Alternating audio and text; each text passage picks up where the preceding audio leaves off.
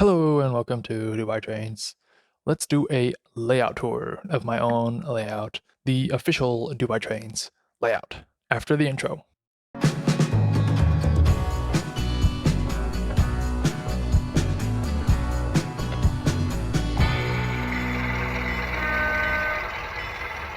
This video is made possible by the Dubai Trains Patreons. Check how you can become a member to unlock extra content. So guys, here we are. This is my layout. Let me just freehand the camera a little bit.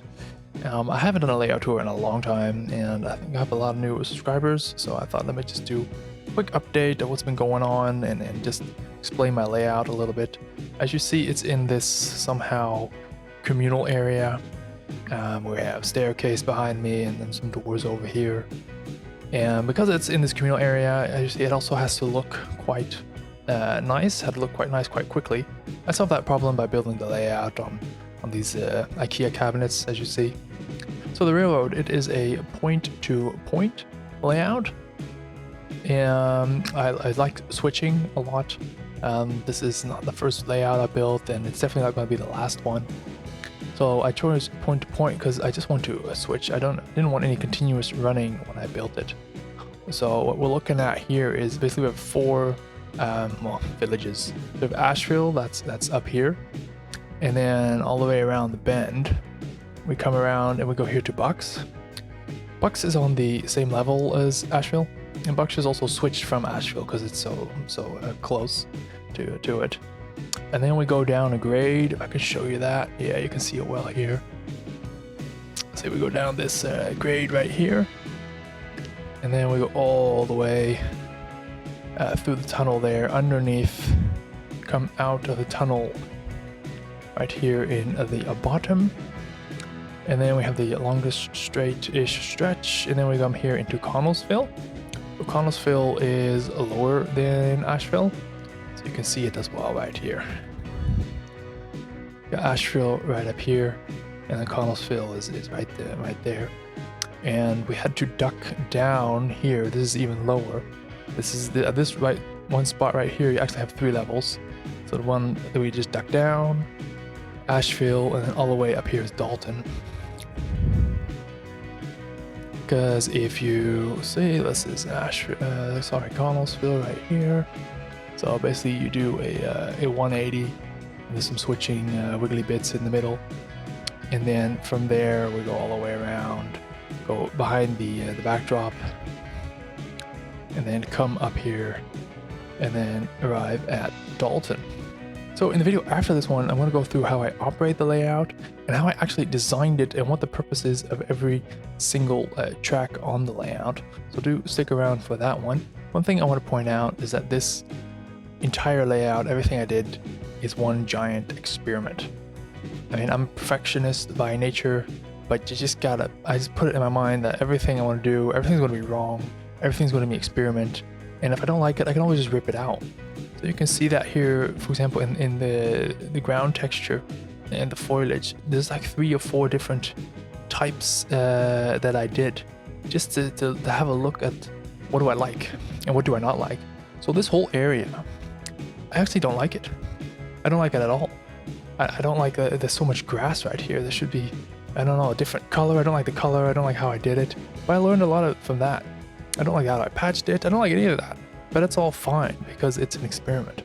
So when I did this area, this section, I did it different. As you see, everything is different. The color is different. The textures, the materials, etc., etc., etc. I like this section a bit better. I'm still not happy with it. I'm not really pleased with it, but it looks better. And again, it's experiment. And why am I happy with this layout? That's just a mess. Because I know this layout's going to be demolished quite soon. I mean, if not, if I was going to live in this house for another 10 years, I would right now rip it out and build something new. One other thing you'll see is and that's, I don't know, I built most of it, as you see right now, in a time span of about maybe a year. I mean, I had the bench work and the track working within a matter of months, and then I did this whole area right here in one go, one shot, and then I did the area right there, one shot, and then I did that section here in one go as well. And because you want, the thing I'm telling this is because you want to, at least for me, You want to get it up and running as soon as you can, and you want it to look nice as soon as you can as well. So one of the tricks I did, and a lot of modelers would probably have already spotted all of them, is I got a bunch of these ready-made buildings. Because you can just plop these on, and at least have a small town, city scene ready to go. And then over time, you can build and detail your buildings out of the box as you want to, or scratch build them. What I'll probably do in the next layout. So my next layout is going to be an urban switching layout, so I'm actually not going to use a lot of these structures. I'll try to wiggle some of them in, like this oil facility, and see if I can wiggle that in there. The meat company, meat packing that I built, that's going to be all chopped up. I don't think it's going to be meat packing anymore as much as I want a meat packing. I don't think I can fit that whole industry. So I want to model it well, so you need a lot of space.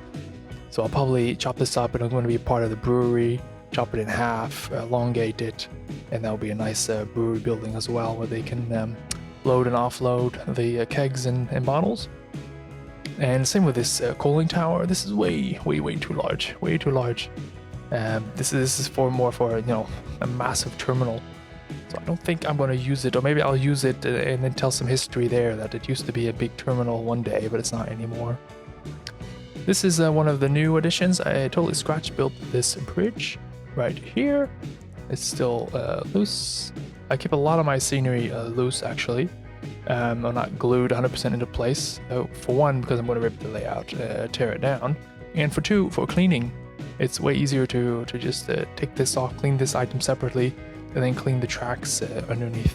And then if we look down, we have the magic curtain. I'm not going to show you all the storage and junk I have, but a lot of viewers probably will recognize this scene.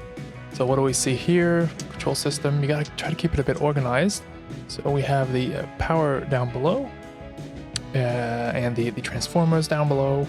We got the NCC Power Pro. Then we got the two NCE cabs. There's some cables running here as well. So this one I use if I want to just create quickly a separate track to do some programming on. This one is the actual programming cable. It's a USB cable that goes into my laptop. Man, that's part of NCE. Then we got here the proto throttle together with the proto throttle unit. I did another review video on that as well. Have a look. It's quite a cool product. And I just did added that DCC Concepts track power meter there. I did another video there. And yeah, this got a splitter. Got my wires up here. And again, I made everything to be torn down at some point, so I can actually quite easily, where are these? Unplug these guys and then reuse them. These are just plugs, and then a wire soldered to a feeder wire. And then if you go on top of the layout, they just pop in through a hole right here, and then connect to the track, just like that. So I can just reuse that. It's not soldered or anything to the track. And then another addition I did are these the Weightbill system with the car cards in these boxes. I really enjoy operating with that, to be honest. I've been doing it now for about 2 years, and every time is still different. Every session is different. How I use this and how this whole system works is actually explained in one of the very first videos that I made. I have a look there. It's interesting. I would recommend everyone to at least look into it or to give it a whirl. It's really quite a lot of fun. Because everything is 3 levels, it was actually quite a complex build. So for my next layout, I don't want that. I just want a simple, flat, switching, a bit of more an urban setting.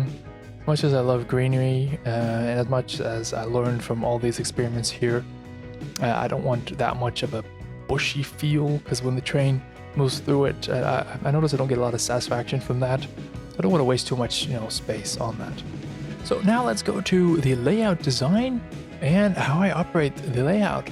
So click on the video right here in the middle of the screen and let's have a look. Thank you for watching. Bye bye.